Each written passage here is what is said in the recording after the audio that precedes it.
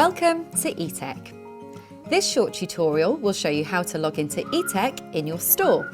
Just follow these few easy steps. Follow these easy steps to log in via the McDonald's intranet homepage. A username and password will be created for you before your store goes live on eTech. If you're logging into eTech for the first time, you will need to enter your store ID and password.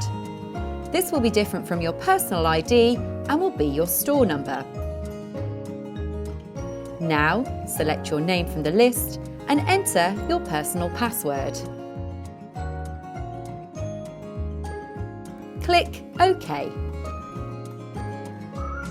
That's it, you're logged in and ready to use the eTech dashboard.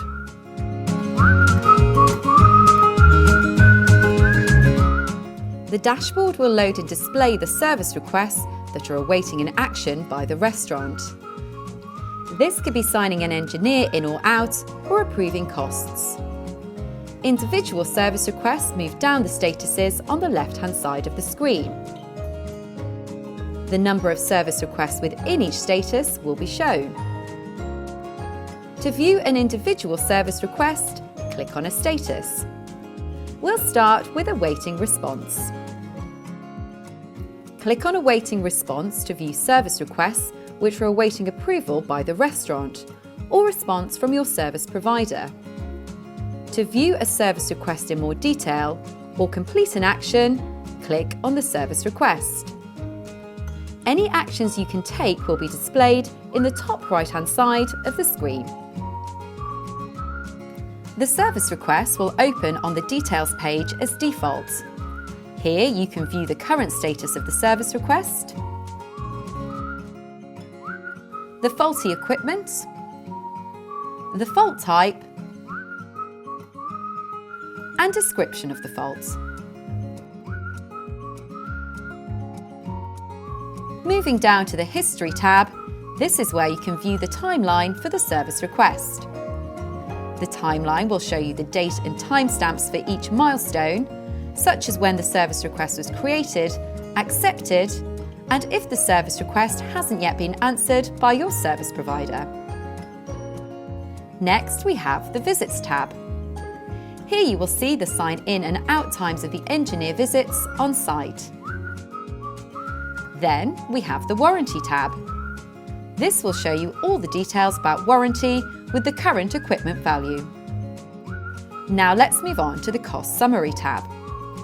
Here you can view any costs of the service request entered by your service provider. And lastly, we have the Notes tab. Any notes entered against the service request will be displayed here. This would include notes made by your engineer relating to the nature of the fault or repair he carried out, and any cost queries and responses.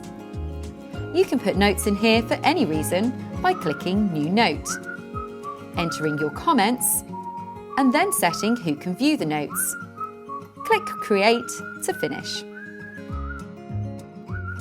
When viewing a service request, if you need to go back to the dashboard, click the menu button in the top right-hand corner.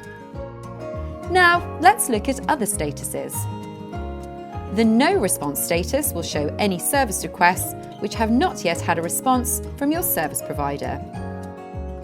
Moving down, we have the Sign In status. Service requests which were available for sign in by an engineer will be in here. The On-Site status will show any service requests where the engineer has signed in and is currently on site. Next, we have the On Hold status. This will be where an engineer has been on site but has been unable to fix the problem. The Awaiting Cost status will display any service requests which are waiting for the service provider to have costs added to. If you have costs waiting for your approval, these will be displayed in the Approved Cost status. And the final status to show you is Completed. Here you will find any service requests which have either been closed or cancelled.